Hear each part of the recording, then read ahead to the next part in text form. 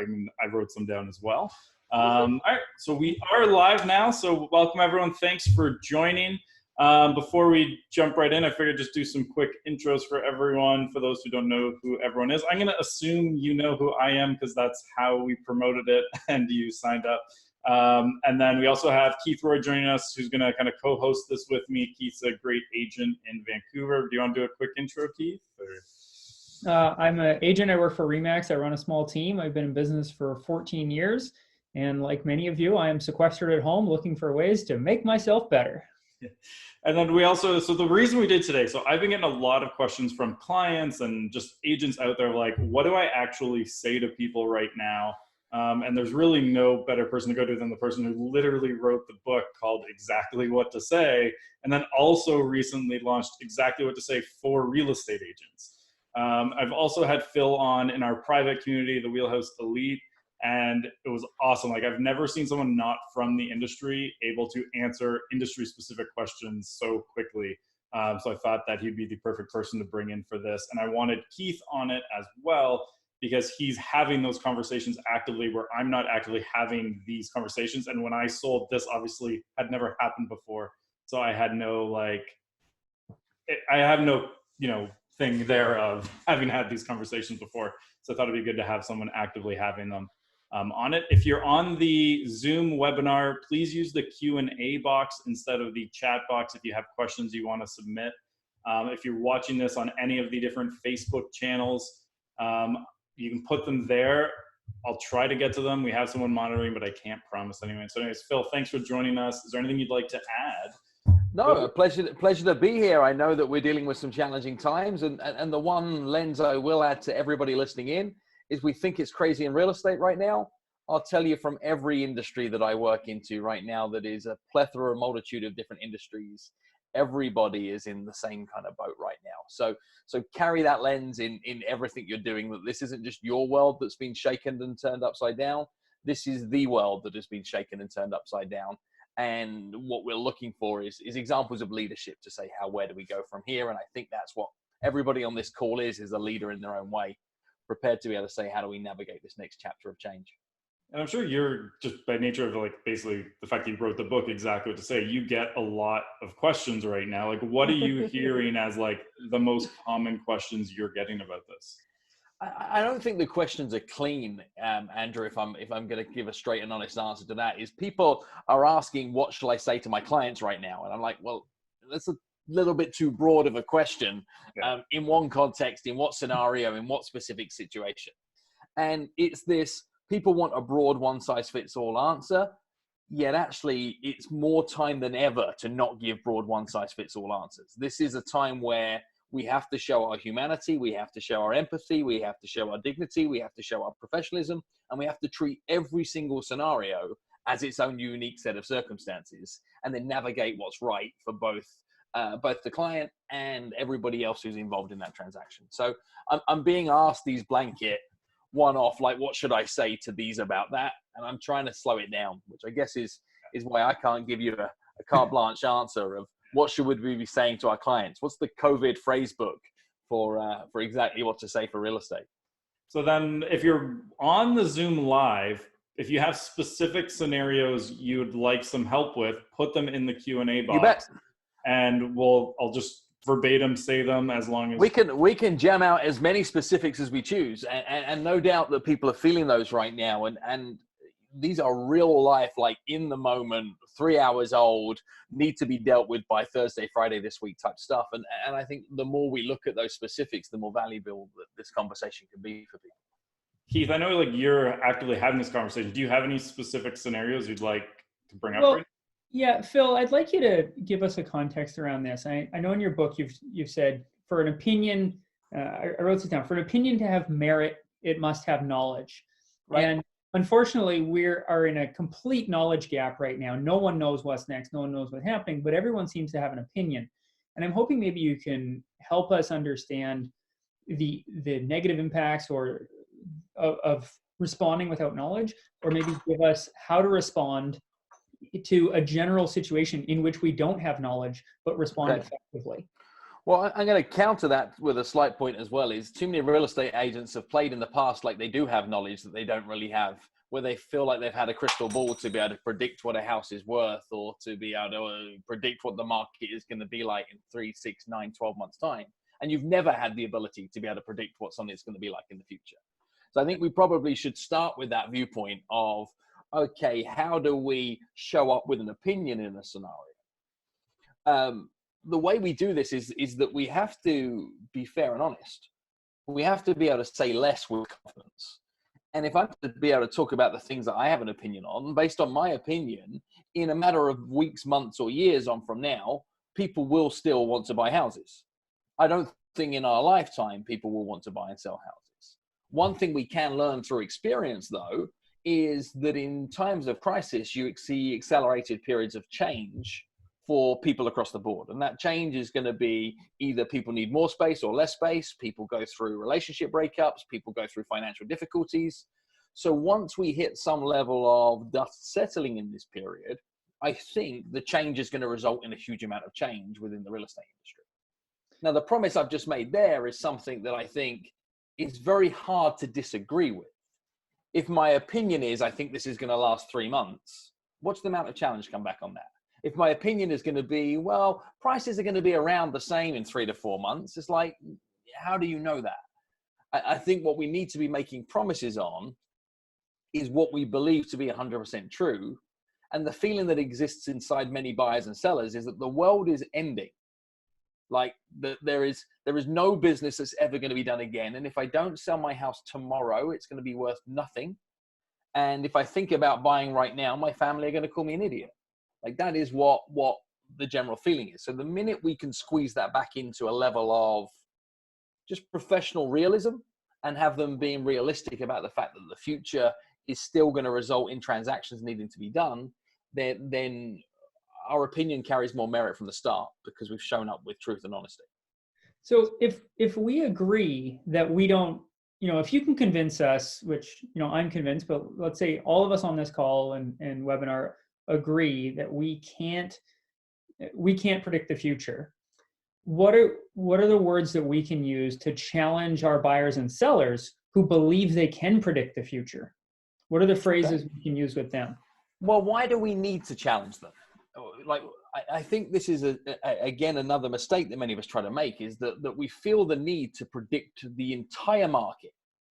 And then we find ourselves in a conversation with a buyer or seller looking to be able to talk about every house in every state, in every nation, and what's going to be happening over in that period. What we really want to have a conversation about is their unique circumstances. The second we start going broader than that, we're actually leaving ourselves open to almost certainly get it wrong. So if I'm speaking to a buyer right now, give me a scenario, either a buyer or seller scenario, that we could be having this conversation about the state of the market in the future. What could their scenario be? Yeah, so I'm a seller. I was ready to sell 2 weeks ago. Everything's gone crazy. Now I'm thinking it's going to be bad. I'm going to buy again once I've sold. That's a fairly typical situation. But I'm thinking I can't sell right now. I don't. This is going to be at least a year. I can't sell for a year. Okay. First question I'd say is how certain are you of that? Well, I mean, I don't really know. See, in that given moment, what we've done is we've just break somebody from an absolute, I'm like 100% certain I can't, to, well, I don't know whether I can. So they go, well, I don't know. I guess I'm pretty certain. So you then say, well, so how important is it to you that you get moved into something that is bigger, like you said you needed for your family in the next 12 months? Well, especially because we're all sitting at home all the time, it's very important because I've realized we're going to get divorced if we stay here together. Okay. And what would the consequences of you being stuck in this house for maybe another 18, 24, 36 months? The kids would fight more. I wouldn't be able to work from home. I'd be less effective at work, et cetera, et cetera. Okay. And what do we risk by showing a property like this to the market right now? Well, if it doesn't sell, then everyone's going to think it was a bad house, and I'm not going to be able to sell it in the future because people are going to think it's damaged goods. Really? You think that based on today's current climate? I mean, I guess it's a little different now. So how many people need to like your house to decide they want to buy it? Well, I guess I only need one buyer. And could it be possible that that one buyer is sat in their current circumstances just wishing like a house like yours was to hit the market? Could that be possible? Yeah, yeah, probably. Listen, I don't know whether this is going to sell right now, but I do know it's definitely not going to sell if you don't put it on the market. And you've explained to me that it's reasonably important to you to try and be able to maneuver on from here. Also understand this, if we bring this to market, the bulk of the risk is on me. Because I'm going to arrange for this, I'm going to arrange for that, I'm going to arrange for this, boom, boom, boom, boom, boom. Here's what I will expect though, is I'm not expecting us to be able to say, let's run an open house this coming weekend. I'm not expecting us to be able to get a barrage of new inquiries in to create a bidding war to be able to drive this upwards. What we're looking to be able to do is to plant a seed in people's mind to say that your home is open for business.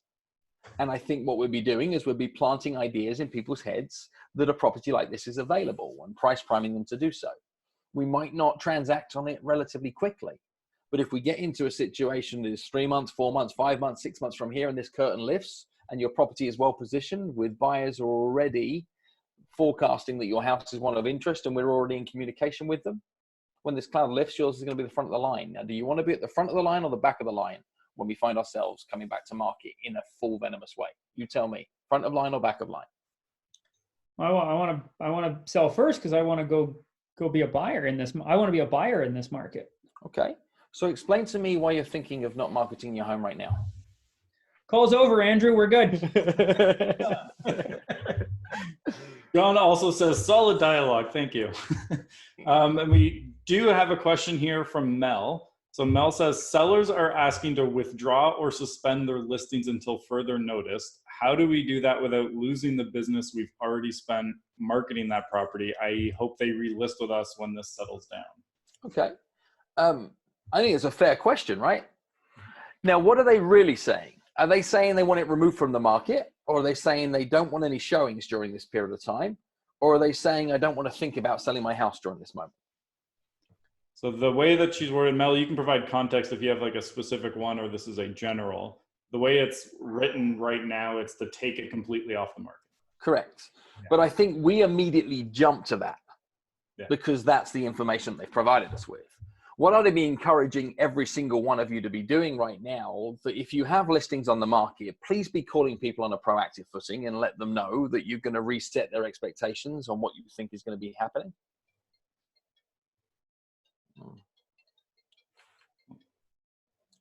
Sorry, guys. For some reason now my phone decides to come through on my laptop, which is crazy. Do any of you get that? You have a Max? Yeah. Now my Mac just automatically decides that it wants to connect with every device known to man. Yeah. This has been happening in every webinar I've done this week. So on your computer, on your Mac, you can actually turn off notifications to come through on your Mac. I'm going to do that, but what I'm going to do first, I'm just going to turn my phone off. That helps too. Does that help? Does that help?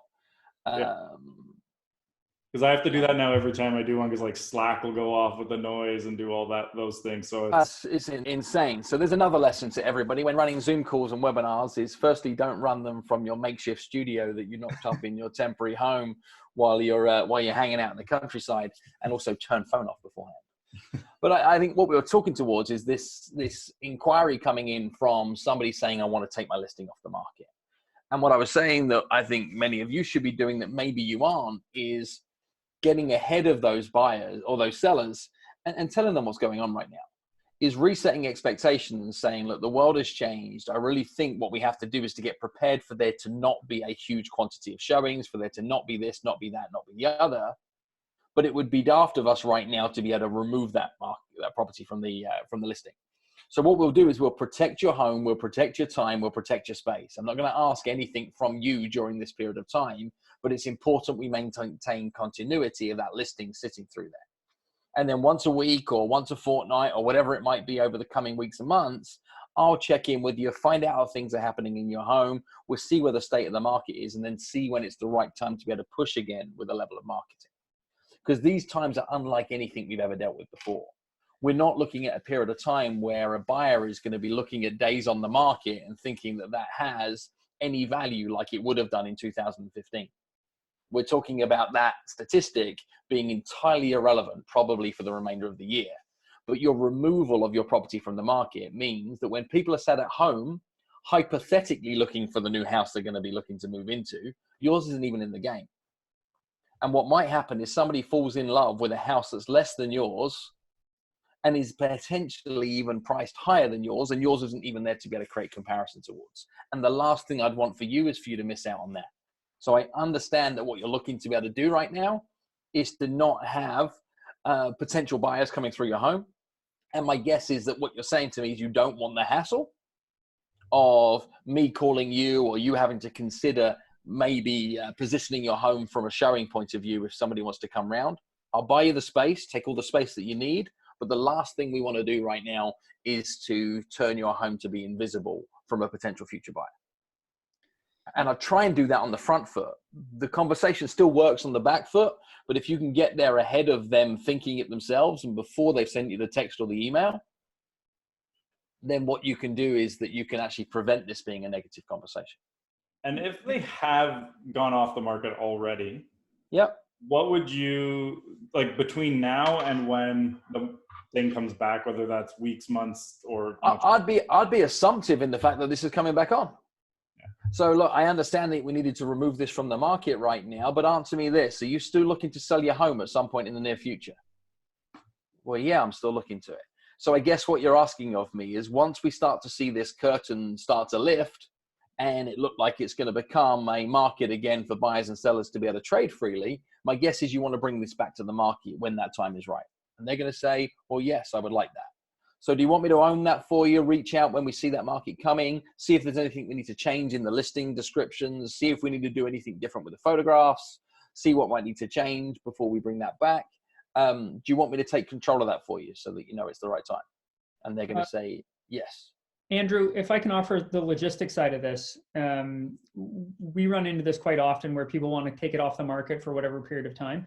We can use both an MLS listing, which is the broad, North America, it's the broad-based public system. Yep. You can also use an exclusive listing at the same time. So whenever we're taking someone off the MLS, we're having them sign an exclusive listing at the same time, so that as an agent, we're contractually protected from the time we're off the market to the time we're back on the market with them. And so we just assume we continue to control that listing. And to a point of whether or not it's going to sell, and I love what you're saying, Phil, there's also the fact that all of the downtown condos in Toronto, in Vancouver, these all sold on pre-sale off of a floor plan and a rendering. Right. People make their decisions online and they fall in love with the home online. And then when they come to see the home, all they're doing is confirming their suspicions that they like it to make a final purchase decision. But they've already bought it in their head before they've gotten there. And there's a few rare occasions where that isn't true. And I think we should also consider, though, that the condo sound of things in downtown Toronto is you are buying a cookie cutter type of a home, which is different than if somebody is buying a unique one of a kind home that has some historic features to it, that has a feeling and an energy to it. Those things can be different. But I agree, like 85% of the decision-making process is done before you even put a key in the door and open the door up. Like they're partway there. And this is what we should probably be doing as real estate agents right now is lining up those people who are very close to the finishing line and seeing if you can get 2/3 of the deal done, maybe remotely. When what we did historically is we made the showing the kind of catalyst to us being able to engage in a negotiation. I think what we can do is that we can move the negotiation up in the conversation track and then look at the showing as validation, as what's been said by Keith, as just a way of remixing the sales process during this period of time, particularly for anybody who's in a strong buying position in a fierce market. They've got a good opportunity to be able to negotiate without so many other buyers around. Another question come in from Nicole. It says, I feel one of the biggest reasons people do not want to buy or sell is the fear of losing their job. Do you have any language for this concern? Yeah, sure. I think we're at another set of circumstances that is very real and is likely to happen. But what happens when people start to think about the worst, they see things for far worse than they could really be. They actually create a monster that is scarier than the real monster. So what we do in these scenarios is we say, okay, like you're fearful that you might lose your job. If you lose your job, like let's play out that scenario. If you were to lose your job, based on the relationship you've had with that employer, what might that look like? If you did lose your job, then what would you do next? What would you do by alternative? And if you were doing that by alternative, what does your husband, wife, spouse, etc. do during that period of time? And on a scale of 1 to 10, with 10 being like certain and 1 being there's no chance, how certain are you that you think you might lose your job? Well, I'm like a 3 out of 10. Okay. So you're just maybe just boxing off the odds. Yes, I'm just a little wary of that right now. Well, let's go the other way. Is let's say you do lose your job and you find the perfect house, and then you're needing to put yourself into the market to be able to buy a home, but you now have to tell the lender that you don't have a job. Would it make more sense that we look to be able to secure a home for you while you're in a confident position to secure lending with the guarantee of a decent revenue and a decent income coming through? Would that make sense for us to at least be able to explore if you're in any way fearful, because you may miss out on a home in the future for your inability to get finance if your job does close in on you in a closed window? So that's the kind of stuff that I'd look to be able to explore with people. And we're just looking to try to get to a position of brutal truth. And from that truth, people can actually make more informed decisions. I want to pick up on this a little bit more. I like the phrase that you use in the book, just imagine, right? And to help people create a bigger, better future for themselves. That's particularly challenging in times like this, because it's very hard to see beyond the next 3 to 5 days. Can you offer some additional language around that, or how to navigate the conversation that helps us as salespeople create bigger and better futures for our prospects? Yeah, I think we just have to be realistic on it, right? What we can say is just imagine 5 years on from now, and even just that frame in the first instance, right? Is just imagine 5 years on from now. Let's take, we've got a scenario where somebody's got an offer that is 50,000 below where they wanted it to be 3 weeks ago, right? Like that could be a very real thing. That an offer was made 3 weeks ago, that you felt like you needed to reject that offer at the time, but now you're thinking, I wish I took that offer. And you're trying to get that offer back on the table. You could say, well, look, just imagine 5 years on from now, when you've been able to get out of this property and move yourself onwards to the new location that you wanted to get to. How important do you think that $50,000 is going to be to you in 5 years' time past this point? And they say, well, it's not going to be that important. So we say, well, why are we making it so important today? What we can then say is, well, just imagine that we don't look to be able to reconsider some of those lower priced offers that are existing right now, and that we keep this on the market, waiting periods out, and then the whole market takes a short-term correction downwards of 10, 15, 20%, and that the kind of offers that you're looking at getting out there are 200, 250,000 less than what we're currently being able to ask there. How would you feel if that was true? So I can go all the way into the future, but I actually think that the language that would be used in an upward market is not the same language we need to be using when the market is fearing that it's going to be going down. Yeah. What we need to do is create urgency in a slightly different way. We have another question come in. I know it actually kind of answered already, but and it's not really a question. He just wants to know how to manage buyer expectations in the market, which isn't really that specific, but. Mm-hmm. I mean, there's a lot that we could expect from buyers right now. I guess partly there's going to be this feeling amongst any buyer in the market that we've now created the most amazing buyer's market that has ever existed on the planet, and everybody should be looking to sell their home for half off, right? There are going to be buyers out there that think that way around. Where I think what we need to be able to set their expectation towards is there's nothing happened in the banking system that gives us any indication that house values are lower than what they were 3-4 months ago. The advantage that you have in today's market as a buyer is that there are fewer buyers competing on the same properties. So if you want to take advantage of your position in this buying market, is know that what you're not likely to find yourself in is a bidding war. What you're not likely to find yourself in is coming up against a cash offer that you might have been coming up against months ago. But what you're less likely to be able to find yourself in is, missing out on a property because you get to a best and final offer and that you are coming in 2,000 less than the other person. So chances are that in this market, if you find a property that you like and you're prepared to be able to move on it quickly, chances are we'll be able to secure you that property. That's why I think that this is a strong buyer's market. So what we've done there is we've set expectations that says, don't go expecting bargains. Don't go thinking. And this is the mistake we could make as real estate agents, is to say, it's the perfect time to buy. People are going to be fire selling. People are going to be desperate. Because what we then do is we get the buyer expecting to be able to get significant sums of money off everything. And all we do is waste everybody's time. Yeah. Right, we had another one coming in. Oh, Keith, do you have one there? Yeah.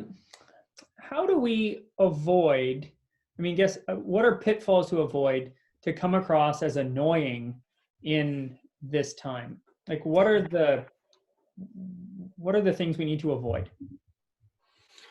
I think much of this is in your outreach communication and your prospecting activity, and the way that you might be approaching some of those phone calls, emails, any marketing literature that you're putting out. Like, if any of you think of dropping a postcard through someone's door that is like, the market's gone viral, and that is the worst I've heard yet. Yeah, and the real estate industry is pretty good at bad marketing, right? Like there are some examples of some really gross stuff if we look back in time. So avoid any of that stuff. But let's be more literal than that. Is you're going to get advice from people that say, hey, just call all of your customers and prospects and ask them how they're doing and what you can do to help. Like, that kind of advice is going to be being thrown around right now. And that's fine if you have that kind of relationship with that person running up to that would be an appropriate thing for you to do. But as everybody is trying to rework out their own personal finance budget, wondering whether they're going to they don't necessarily need a phone call from somebody that says, hey, how are you doing? And what can I do to help? Like, because if you haven't got anything that is helpful to them, your offer of help was actually a nuisance. You were annoying.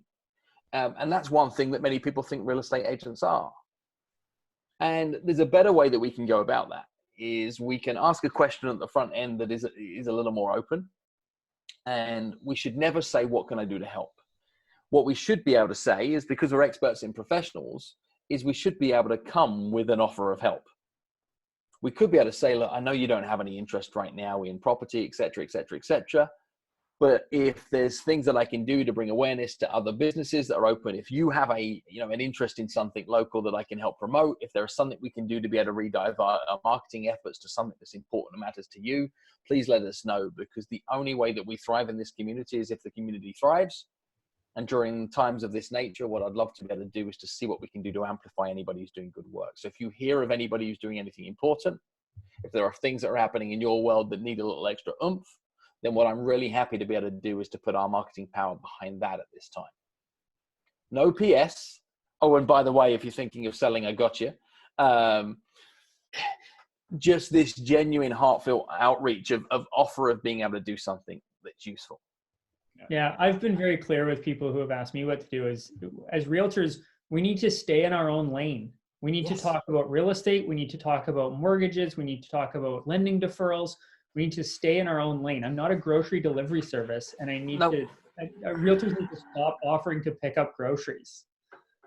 Yeah, it sounds a little desperate, right? If you've got there are exceptions, right? Is it if you've got a listing with a 74-year-old who lives alone, who is so scared about the idea of selling a house, period, and she doesn't have family and friends, etc., to be able to support, then you better be doing the good human thing and taking care of groceries and making sure she's got what she needs. But offering this service is just freaking weird in my mind. I do think that what real estate agents should be is you should be advocates through this time of the communities in which you serve, and that we should be looking to be community leaders.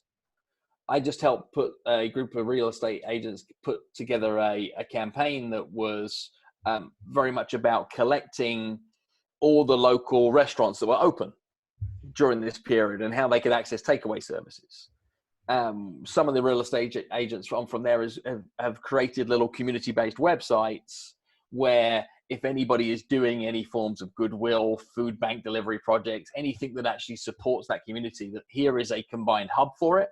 and they've opened up their admin team that if somebody in the community is doing something, they send it to their administrator puts it up in this one centralized piece. And that to me sounds like it's useful. Whereas it's just saying, hey, how are you? And if there's anything I can do to help, then you'll let me know. It's weird. Yeah.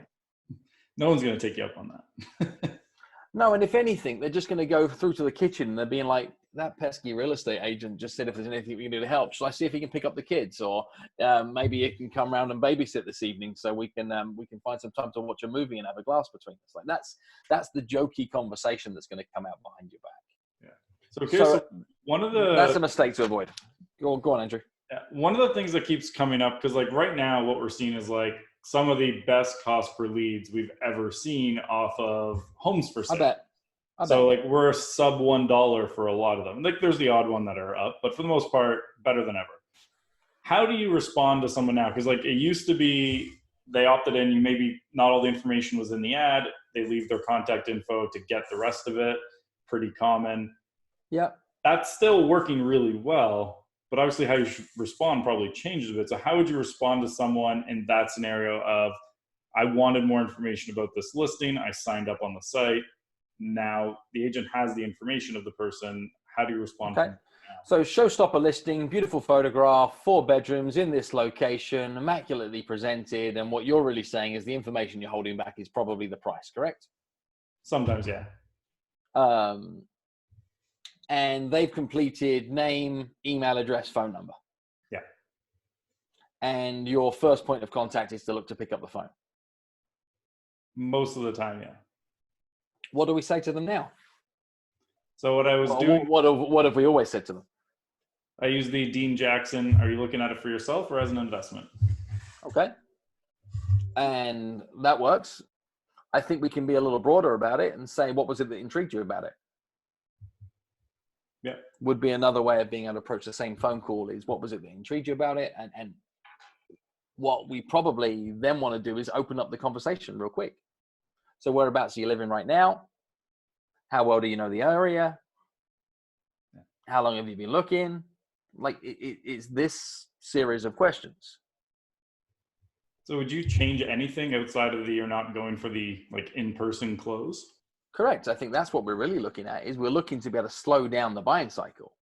Is if we think is like, how quickly can I get you to come and see it? That's all that's changed. Yeah. And that really is all that's changed is you still buying things that you've always needed to buy, right? You're just buying them in a different way. Yeah.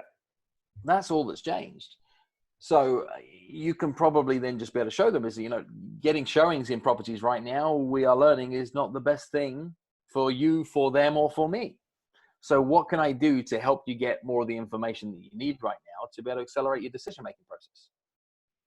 Yeah, that's perfect. Well, I'd love to be able to see this. I'd love to be able to see that.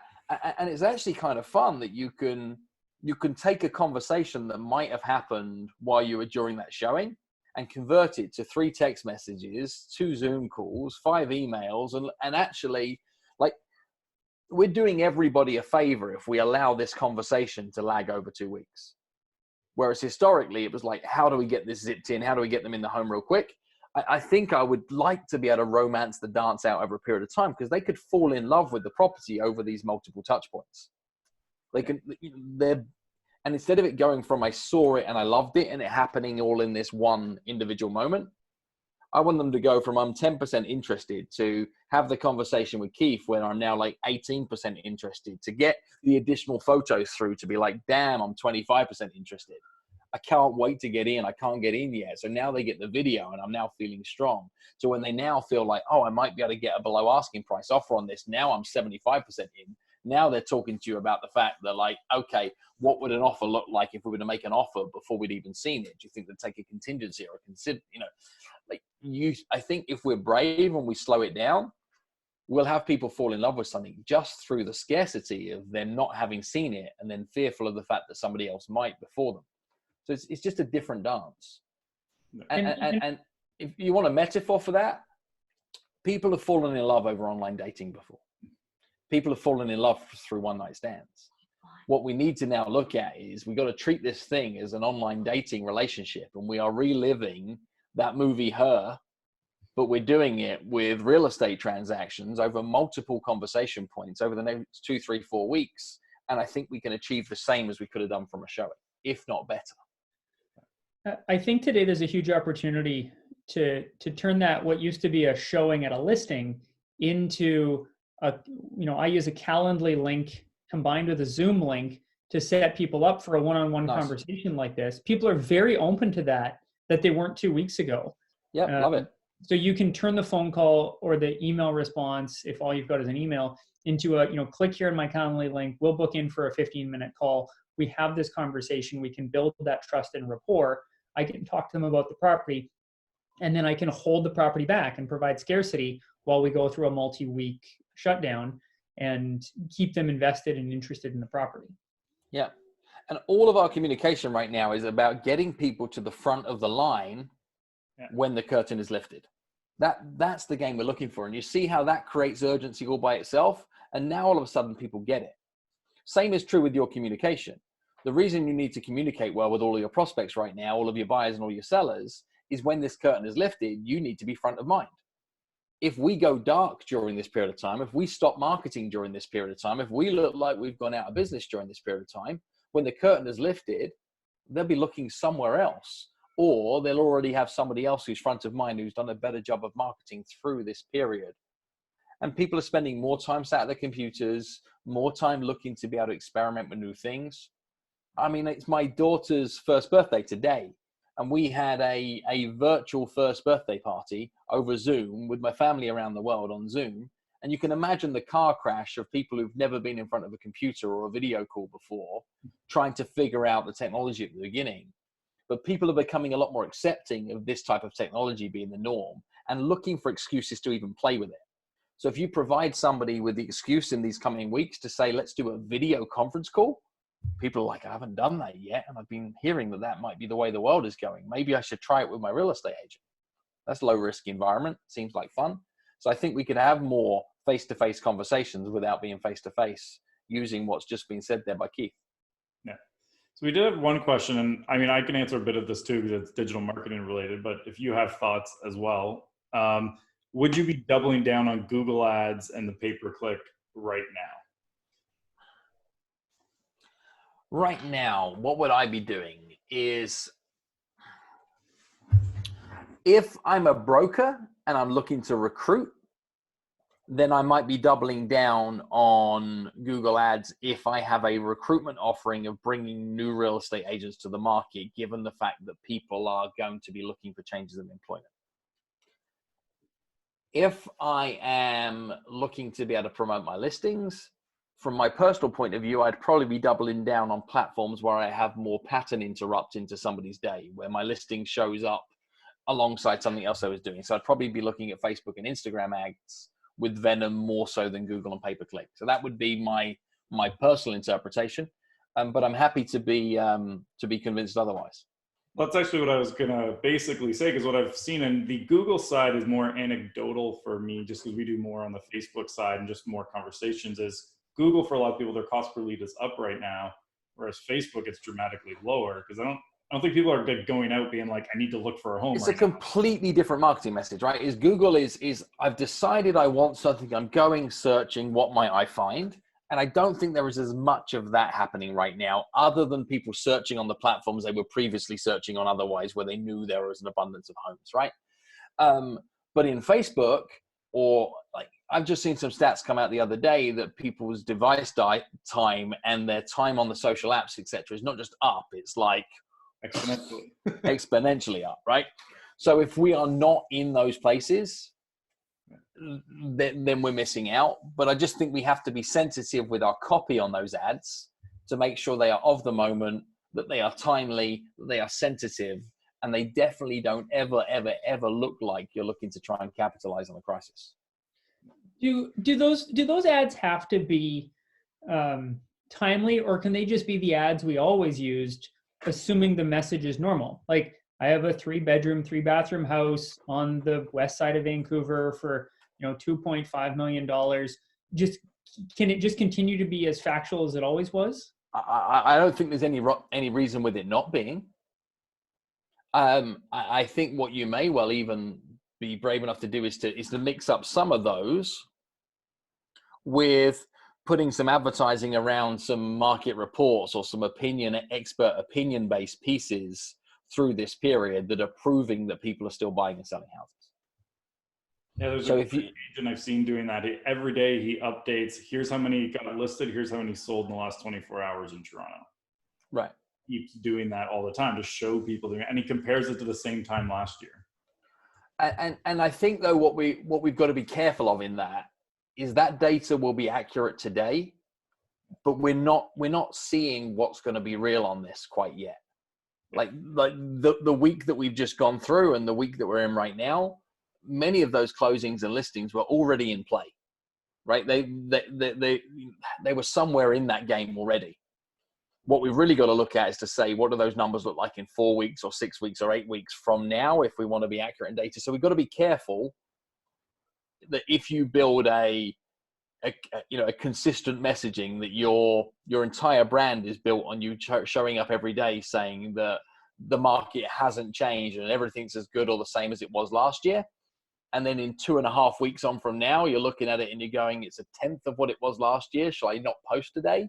You've just lost all integrity with your client base. Yeah. So I think what I would do is, to Keith's point, is there is some form of business as usual with a sprinkling of, we understand it's different right now. And what we're going to do is we're going to commentate on the differences. We don't have to say everything is awesome. We just have to say, we took on 6 listings last week. I can decide as the person viewing that ad, as is 6 a lot or a little? Doesn't matter. If you're just commentating on the facts, then depending upon my unique circumstances as the buyer or the seller, I can then read into that and go, well, someone's still buying, so it's good for me.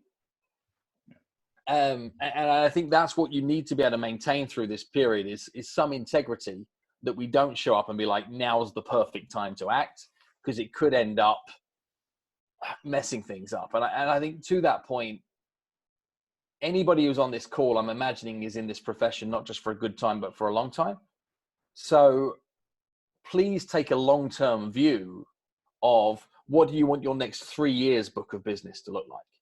Now, we play this right, even if we do get a couple of bumps through April and May and June, get ready for a busy Q4, get ready for a busy Q1 next year, and make sure that the actions you're taking today are leaving you well positioned to be the number one choice when people are feeling more confident in the market. And I do believe that we also do, like, as much as I can have words to allow people to see things differently, it's still okay for somebody to be paralyzed, scared by what's happening right now and decide to be able to knee jerk in another direction. And if they choose to do that, I think we owe them that respect in this, to be able to take the foot off the gas properly, but stay in the conversation by a thread and be ready to pick up once they've gone through their grief. And I think we should understand that that's what people are dealing with right now. They are grieving. They've lost something that they once loved, and that was their past life. And now they're trying to work out what new normal is. And any pressure you put on somebody after you've asked them to see a different point of view, if they don't catch it, the best thing we can do is be professionally patient. Nice. We have another one coming in from Marissa. How about doing webinars for free, like for first-time buyers getting ready, or for decluttering homes, like basically free webinars that are out there? I think it's okay to do that if you've always done stuff like that. If that's been, we're seeing the internet flooded with people doing a load of stuff that they never used to do, and it's a crazy space.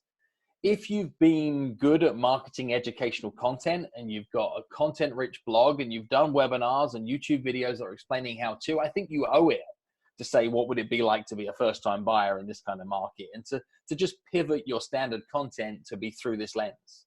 If you've never done this stuff before, I don't know whether it's the time to be able to jump up and down and say now's the time to be able to do it. Would be my thoughts on it. If we're looking at first-time buyers who are perhaps more nervous about the market, I'd do something different. Instead of trying to do everything out in the open where the whole world is seeing this, the people who succeed through this type of market, and having gone through many reinventions in my own career and navigated through various recessions and other market crashes, it's the work you do in the shadows that nobody sees that makes you the hero. It's the stuff that just happens in the dark, one-on-one with individuals that has never been made public. So with your first-time buyers, I would enjoy the hypothetical buying experience. Like, I know that you're nervous about the idea of buying right now, and I know that you're probably not going to be ready to pull the trigger on anything. But while we're in this period right now, I got some more time on my hands. You got some more time on your hands. I tell you what, why don't we just hypothetically work through the buying experience, me and you, and you'll tell us the kind of things that you like, and I'll look at what's available through the MLS, and we'll tee up some listings, and we'll do some virtual tours, and we'll work through some hypothetical number scenarios, and we'll play the game. It's like a cross between Monopoly and real life. And we'll educate you through the real estate process as we go. Does that sound like a good idea? And they're like, that sounds great. And then through that process, you just happen to get them to stumble upon something they really like. And now all of a sudden, hypothetical becomes real again. So I'd work on that with one-to-one groups with hypothetical buying experiences. And that same thing could be true when you had people who were coming into the market that are now just retracting out of it, thinking it's not the right time.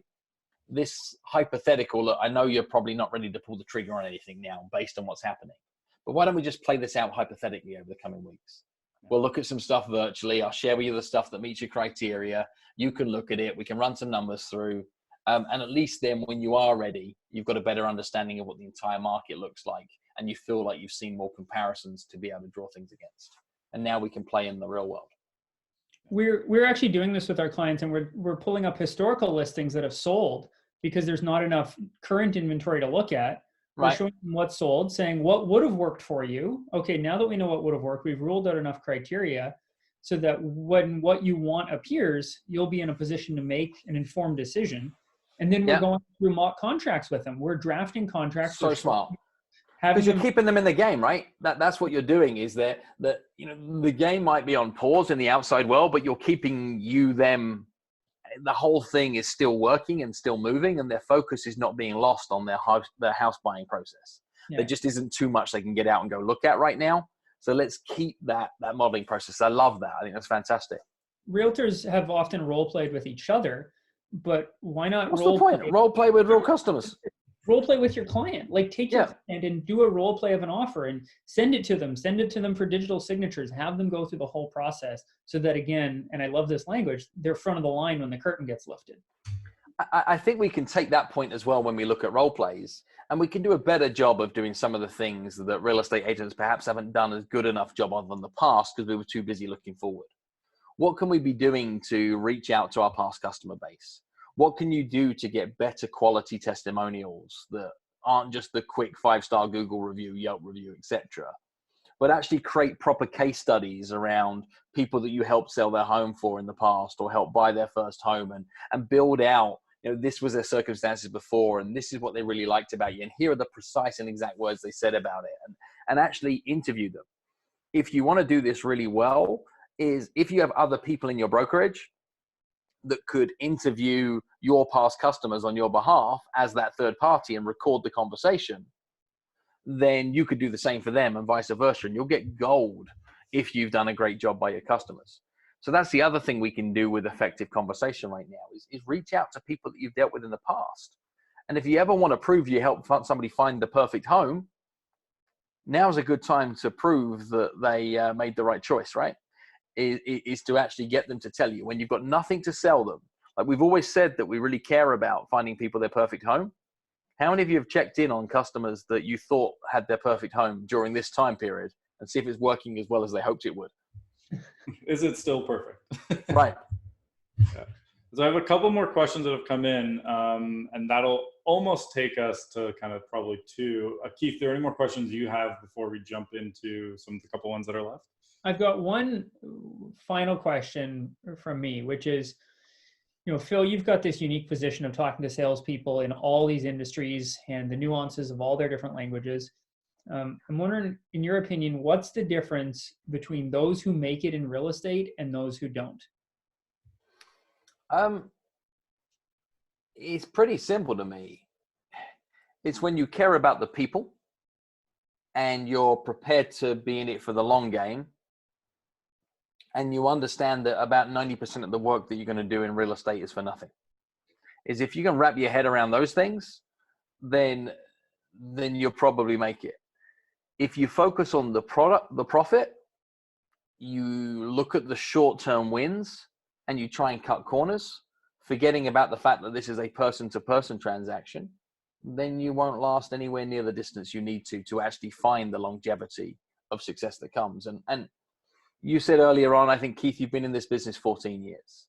How much of your business today is directly or indirectly related to the spade work that you did digging through relationship after relationship after relationship in the first 5 years of your business? I always tell people, they ask how I became successful, and I say, do you remember your 20s? And they say, yeah. I said, well, I was at work. Yeah. And I think it's that work. And through times like right now, you're never going to see a better example of what it means to be an entrepreneur, right? It's doing the work in the shadows. It's doing the work in the background. It's knowing that if I do the work today, I'll get paid one day in the future, but I have no idea when that day will be, and it will not be linear. It won't be I did that thing that resulted in then that going to there. It will all be like a crazy mess around. So I think if you're in it for the long run, you're prepared to put people first, and you're understanding that the work you do today doesn't necessarily pay today, but it still pays, then chances are that what you'll do is you'll go the distance. And a kind of confidence booster for everybody on this is the real estate market will not be as competitive 6 months on from now. There is a high probability, if I'm to try and predict the future, that everybody who's been playing at real estate is going to get found out real quick. Not only that, you're going to find that some of the iBuyer type stuff and the for sale by owner type stuff that has been niggling at you for some time, you're going to find both buyers and sellers seeing the value in a professional real estate agent more than they have done in the last 3 to 5 years. So I believe both those things are true. Your job is to make sure that in your market and in your community, when you land out the other side of this and people's eyes light up and the sun starts shining again, then you are the professional real estate agent that is front of mind. Because I can tell it about the industry as a whole, but if you don't do the right things through these moments, you'll still be in the dark. Awesome. I like that. So I have a couple of questions still. Another one from Marissa, and we've kind of covered it a bit in terms of like talking about just what to say in our marketing. And she's asking more specifically though, like what's the best things to be sharing right now on Instagram? Okay. Fair question. And the answer from my point of view is I have no idea. And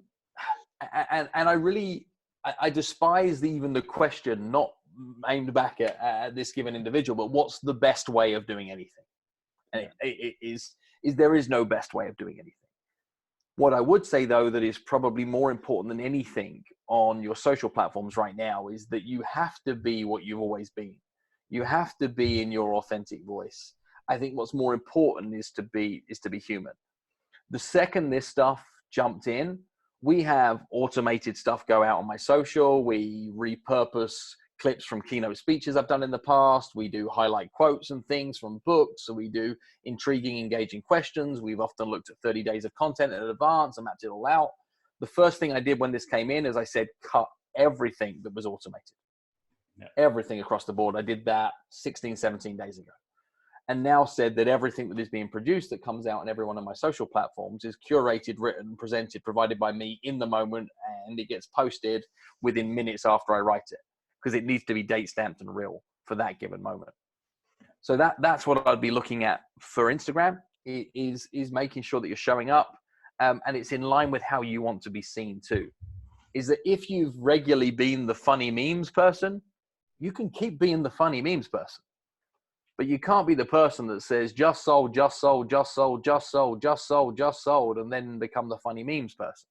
Like I think that's, again, weird. So we need to have some congruence of you staying within the way that you've often communicated, and think about your long-term brand messaging here and what do you want your brand to be seen as.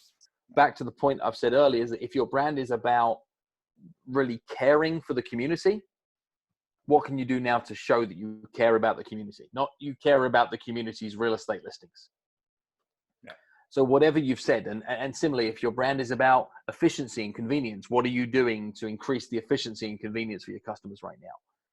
So whatever you've said your brand values are, my challenge to you right now is how do you use your social platforms to prove it? If you've got a set of values on your website right now, go reread them again and say, what am I doing right now to prove to the world that I live by these values, not that I know about real estate. I think it's as a given that if you're in the professional real estate industry, that you understand the real estate industry. I'm looking right now for the and what else stuff that can show you're a human. And that could be humor, it could be help, it could be support, it could be 1,000 different things, but it needs to be in line with what your brand position has always been.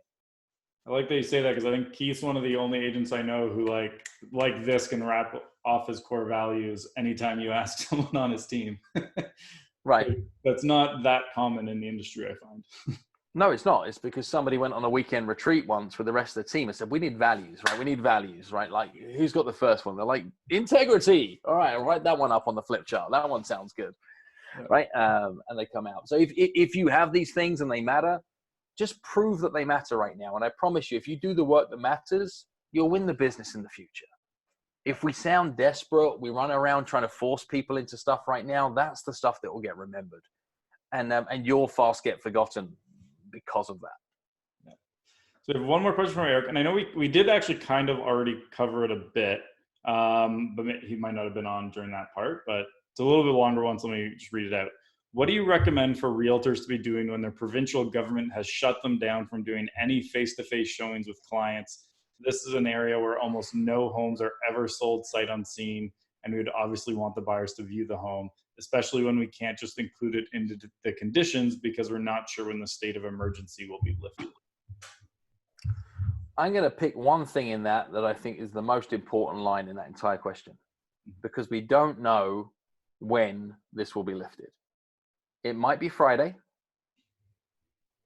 It might be 3 weeks on Friday. It might be for the next 3 months. I would encourage everybody on this call right now to imagine it's going to go 3 times longer than they believe it is. Whatever they believe it is, go 3 times longer than that, and start building your business today that is based on the fact that it's going to go 3 times longer than that. So I'm 100% certain that nobody's going to buy a home in this guy's community sight unseen today. I don't know whether that's going to be true in 5 months' time if this ban is still in place. Yeah. So what I would be doing is doing all of the work in the background to say, well, what can I do to get somebody to 85% of certain that's the home for them, so that when we can go see it, that they know when they're going to go see it, they know they're front of line, and they've got their finance in place, and they're ready to be able to rock, right? I'd do all of that. And then the other stuff I'd be doing is all the stuff you should have been doing that you couldn't find the time for in the weeks and months that were prior. Getting your data lists in order, getting after your past customers, building your testimonials out, revisiting your web presence and making sure it's up to date, getting new headshots done so that you look the part. If you've thought about doing a rebrand or any repositioning of your copywriting, get that stuff done right now. Relook back into your ad strategies. What worked well, what needs to work better? Where do I need to be able to refine that moving forward? Where am I spending money on stuff I don't need to be doing? Where is there money that I should be spending more that I haven't been spending right now? How well can I be training other people in my team? What are the things that are being said to our front desk that aren't being dealt with in the right kind of the way? What's the deal with that stupid chatbot that I installed onto my website that's annoying my customers that I said I should probably take off? What's happening with pop-ups that aren't working? Like, it's all that stuff. Yeah. Do the work. Do the work in your garage, tinkering away right now to make sure that your hot rod is ready to race when this comes out the other side. That's the work today. Awesome. Keith, do you have anything else you want to add? Specifically to that, agent, you can structure your contracts and talk to your managing brokers to figure out how to structure the contract where the buyer can remove all their conditions except a subject to viewing, and it can be subject to viewing until the state or provincial authority allows showings to happen. You can keep people on the hook. You can keep them emotionally invested. It's like a subject to sale. We do these. We know how to do these. I don't know why agents are getting confused about them. Let's keep people invested in the deal if we've got that chance. But as Phil said, there's not going to be a lot of deals, so go back home and do your work. The last thing I'll do, just because I have it right in front of me, I'll give Phil the plug. This is the book, Exactly What to Say, Magic Words. There's an Audible version as well. There's one for agents. The Audible version for agents is it's 2 hours and 14 minutes. I listened to it yesterday while I was doing my workout. I listened to you on 1.5 times speed. Sorry. That's a horrible experience. Yeah. And then there's another book here, Exactly Where to Start, help you work through some of those big projects maybe. I'm not sure my screen's coming up. I think it's still Phil's, but for those of you who can't see it, it's exactly where to start. But all great books, all really easy to read. The first time I read Exactly What to Say, I bought one for every member of my team. I remember reading the first chapter and thinking, oh, that's good. I gotta hold on to that one, right? I'm not sure if it's for you, but it's a good book. That's the first chapter. And then I read the second chapter. I was like, oh, that's good. I got to remember. And then the third chapter, I was like, oh, crap, what was the first chapter? I forgot about it. Everything in this book is just gold. And so I'd highly recommend that agents pick a copy of this up. You got lots of free time. This is a quick afternoon read, and it'll dramatically impact your business in the short and long term. The first time I read it, I was on an airplane. I was going away, and we actually got delayed on the tarmac. And before we took off, I'd finished the book already. Because it's short, but like it's just gold. Like I now have a notepad on my computer, like the Apple Notes, and just one of them is basically like every single chapter, the main part of it, to remind myself every time I'm writing copy, just to go look at it and be like, okay, which one of these would fit best in what I'm doing right now? And it's made a measurable difference. Like, I don't actually know if I've ever told you this, Phil. The first time we talked, I launched a live event like 2 weeks later. And I sent half the people I invited, because it was on invite only, my regular wording. The second half, I just wrote, I don't know if it's for you, but, and then my regular wording. And I had a 50% higher take rate on the one where I added, I don't know if it's for you, but. Yeah, I don't do this work just because it sounds good. It does actually work, right? It works well. Yeah. So everyone who commented, if you private message me, I'm going to send you a copy of Phil's book. Just as a thank you for being engaged and coming here. It's worth it. It's a great book. Phil, if people want to follow your stuff, how do they get a hold of you? Where do they find you? What can if they want to dive in and join the conversation, Insta is where I show up more than anywhere else as a human, and that's at Phil M. Jones UK. Want to learn more about what we do across the board and read more of our content, you'll find anything you need at philmjones.com. And from there, it will direct you out into any other social channels or any other bookstores, etc., to be able to find what you're looking for. Awesome. Really appreciate your time. And Keith, appreciate your time too. And happy birthday to your girls, Phil. Thank you. Enjoy it. Thank you. Well, yeah, no, thank you, Andrew, for pulling this together, and know that we're going to get through this. It's going to be bumpy, but I think by keeping good people together, keep having these kind of conversations and staying professional, staying positive, this is really going to help us to be able to go the distance. Awesome. Thanks, guys. Hope you guys have a great day.